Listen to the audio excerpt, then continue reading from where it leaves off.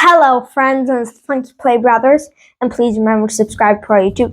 And today I'm reading an original novel, Piggy the Cure by CRAWFORD, Chapter 3, Part 6. And last time I left you on a cliffhanger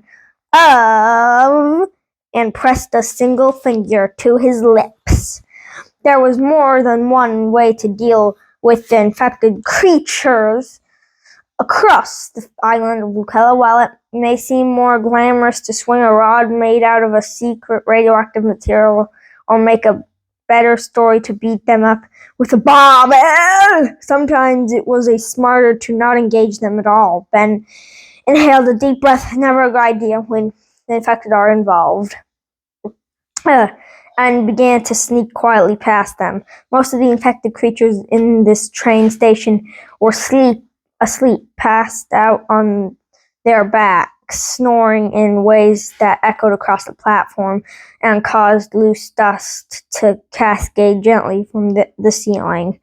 The ones that were awake seemed to just barely be so, following the same walking pattern back and forth.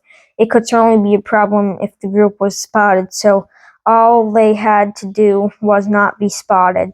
Ben led the way, sneaking past the sentry. Every time the infected would turn around, Ben would wait in a corner until he walked the other way. Repeating this process 3 or 4 times had Ben at the bottom stairs, gesturing for his friends to do the same.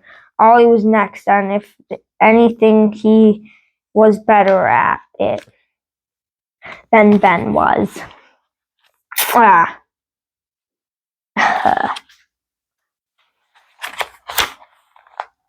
He was smaller and more agile, and he seemed to know where the infected was going to turn next. Every time it was like watching a dancer do a bizarre routine.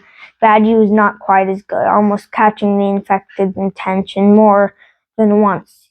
"What do you want from me?" Badgie whispered through gritting teeth as he joined Ben and Ollie at the bottom of the subway station steps. I'm no super spy. I got a glow stick on my hip, and I'm carrying the whole team on my back. Cut me some slack. Billy's attempt was valiant, but it was difficult not to see a giant, muscular bull making an attempt across a subway platform. Before the infected could raise the alarm, Billy took care of it. The sound of his barbell colliding with an infected head echoed across the platform. The other three stood there stunned, not as stunned as the infected creatures, who had just taken the full brunt of Billy's massive strength. The bull stood to his full height as he placed the barbell across the length of his back.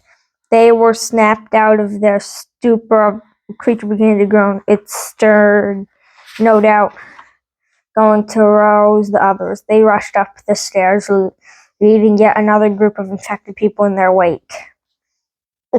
The grocery was, of course, right when Ben had said it would be. He knew the subway route like the back of his hand. He had taken it from his house to school every day. Ollie, always in tow, the sign outside gleamed in the moonlight, advertising whatever deals had been current the last time the sign had been dated. Ben was almost surprised it was still dark, but it seemed in the color the sunlight was always down or setting, and you took your luck with which one, knowing you were guaranteed an ominous layer of rolling fog. Ben held Officer Doggy's taser attention as he sneaked around the corners of grocery stores, exterior useless at the zombie deterrent currently was. Filling in the grip made Ben feel just a little bit better, just a bit braver.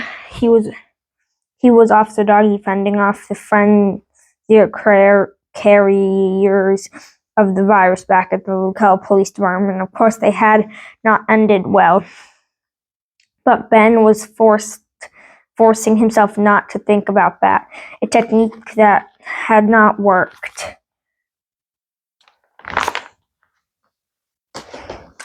And this is kind of creepy.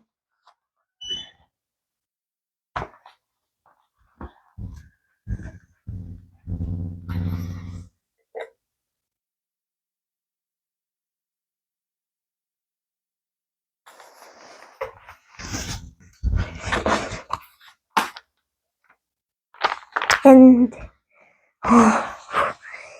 room for the food and supplies he planned to gather from the grocery store. His mother had always made a habit of never going to the grocery store without a list. She said that the instant she left the house without a list, she knew she was going to grab more than she needed or forget something important. Ben silently promised himself that he wouldn't make those mistakes. And that's where we'll end it today.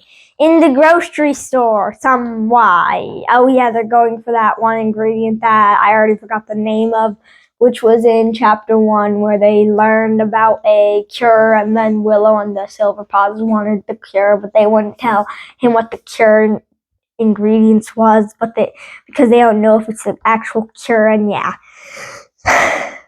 So friends, thanks for watching.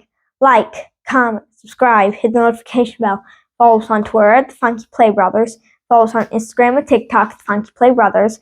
Support our vlog at Cash App with the $sign Funky Play, so you have more unboxings, more taste tests, more adventures, more monies, and support. Thank you for watching. Bye. Peace.